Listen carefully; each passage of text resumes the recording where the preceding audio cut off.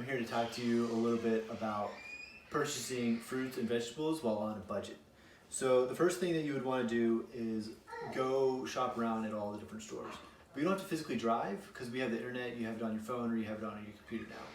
Just type in weekly ad for Sam's Club, weekly ad for Walmart, Kroger, whatever stores in your area. And then you'll look up what different foods you kind of want to buy. You'll kind of already know because you'll kind of already know what you like and or what you need for your recipe. Remember to when you're pricing out foods that you always want to compare the same thing to the same thing. So what I mean by that is the dollars to ounces or dollars to pounds. Or you might even do it by dollars per individual piece of fruit or cents per fruit. Because you might see a bag of apples like 3 pounds for $2 or 10 cents per apple. You might not, and so you count the apples in the bag, and then you could do that same math. As you're looking through the different ads and figuring out what you need, write it down. Write it out. I can't remember all those numbers, and wouldn't expect that anyone else could. So just write it out per store. Keep your list going. It doesn't take too long. Consider when you're buying on a budget. Consider what you need. Do you buy the 18 ounces of tomato or do you buy the 24 ounces of tomato? Where do you spend that extra dollar at? What do you need for your household?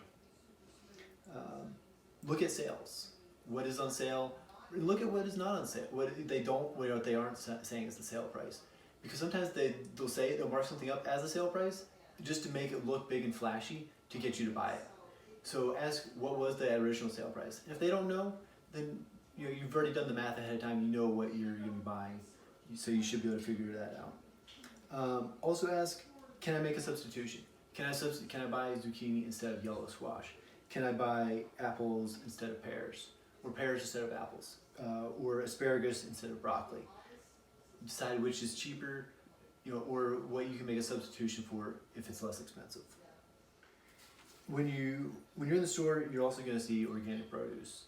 This is going to be more expensive. It's not any less. It's not any more nutritious.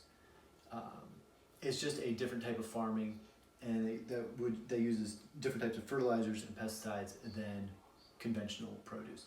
So you have to decide for yourself whether you would want to be able to do that, or if you can afford to do that. The last thing I can recommend for you to do while you're on a budget is go into the stores and look for those reduced price produce. I do this every time I'm in the store. I love it. And sometimes you'll find the bag that you find is going to be all apples or all oranges, and sometimes it's going to be a mix. Sometimes it'll be a lot of potatoes with squash mixed in between. But usually the price is marked and it's very reduced compared to what you're looking at for the non-reduced price. So let's go to Kroger and we'll figure this out. So here we are, we're walking around the Kroger.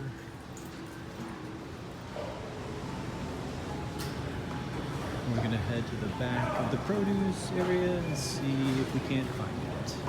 And here it is inside this Kroger. It's at the back. You can see the 99 cents. They have a few more over here.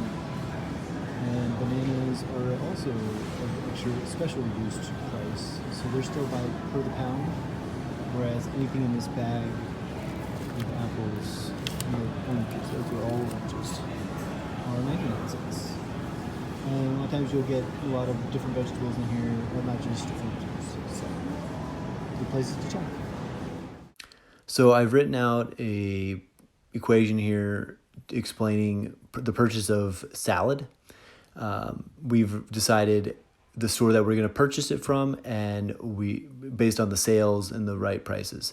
But at that particular store, we found out that the one romaine head is $2.39 compared to the cabbage, which is 49 cents per pound. So we need to make these the same units. We take the head of romaine and we take it to the scale, and it weighs out as 13.5 ounces. To compare ounces to pounds, we have to convert those. So we take the 16 ounces, which equals 1 pound, and we're going to divide 13.5 divided by 16. And that gives us 0.89 pounds. Then to get the actual price of the romaine, we do take 239 divided by 0.89, which you can see up in the right hand corner, which gives us $2.89 per pound for that one romaine head.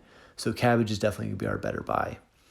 Now we also see lots of bags of salad, and these are great. They're easy. They're already chopped up and ready to go. We basically just need to add some salad dressing and maybe some tomatoes. But we're pricing this out. And the salad bag is 32 ounces of salad for $3.29. So we take that 32 ounces divided by 16, and that gives us 2 pounds. So 329 divided by 2 is $1.65 per pound. That's a lot more than the cabbage, but we haven't added any carrots yet. We haven't added anything else. So if we take our carrots, those were 1 pound for 99 cents. So we're looking pretty good still.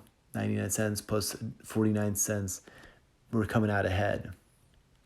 Then we also want to buy some tomatoes, but we have 2 options. We have 18 ounces and we have 24 ounces. So we're going to take the $3.99 and divide that by 18, and that gives us 22 cents per ounce. And then the $4.99 divided by 24 ounces, which gives us 21 cents per ounce. So this is really close. So you have to ask the question to yourself simply, do I want more tomato, or do I want to save that extra dollar and spend it on something else? That's a decision you'll have to make for yourself, or maybe you like tomato and maybe that's something you want. But that's part of you, but you've priced it out and you know you can make that decision, in a sound way now because you have that information.